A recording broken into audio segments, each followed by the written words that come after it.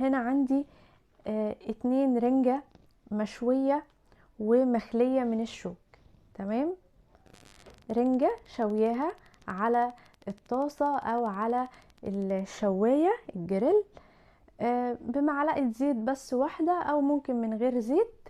وبعد كده ببتدي ان انا اقشر القشر بتاعها واشيل اي شوك منها. رومي على فلفل حراق اخضر وبصل 3 بصلات وكمان طماطم، وعندي كوباية من الطحينة، 2 عصير ليمون، كمون على كزبرة ناعمة، ومعاها خل حوالي 4 معالق خل. تمام كده، مقاديرنا بسيطة وسهلة مش مكلفة خالص. رنجة، فلفل، طماطم، بصل، خل، كمون، ليمون وطحينة. كل الكبة بتاعتنا معايا الرنجة زي ما احنا شايفين اهوت. اول حاجة ركبت الاستلاح بتاع الكبة، وهبتدي اخد الرنجة بتاعتي وانزل بيها في الكبة بالشكل ده. تمام،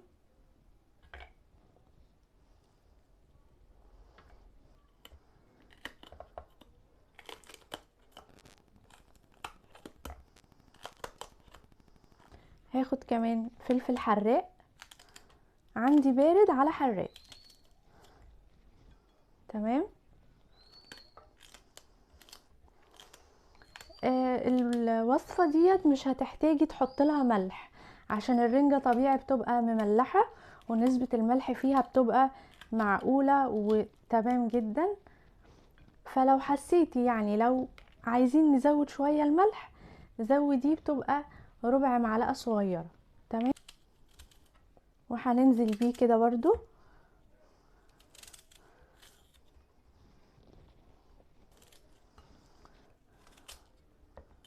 اضيف الاضافات الحلوة بتاعتنا. عندي هنا كوباية طحينة، هبتدي ان انا انزل بيها كده.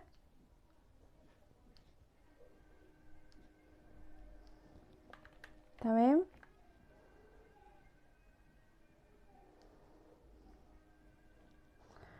وهنزل كمان ب4 معالق من الخل،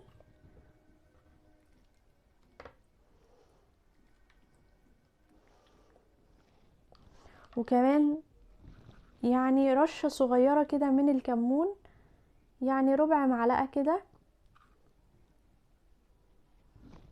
عندي طبعا الرنجة مالحة جدا، وعندي عصير الليمون، عصير ليمونة كبيرة.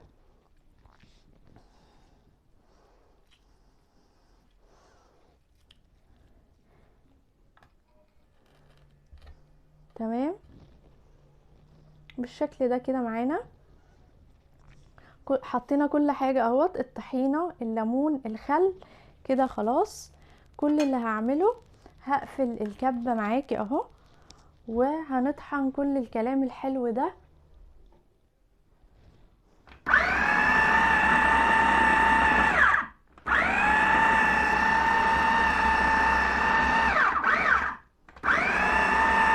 تمام، نشيل عامل ازاي. لسه محتاج ان هو يتضرب شوية، وعايز كمان سوائل. ممكن نضيف هنا زيت او طحينة او عصير ليمون.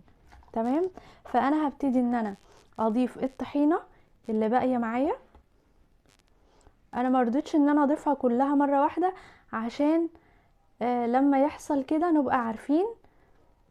لما تلاقي القوام بقى تقيل شوية تبتدي تضيفي الطحينة.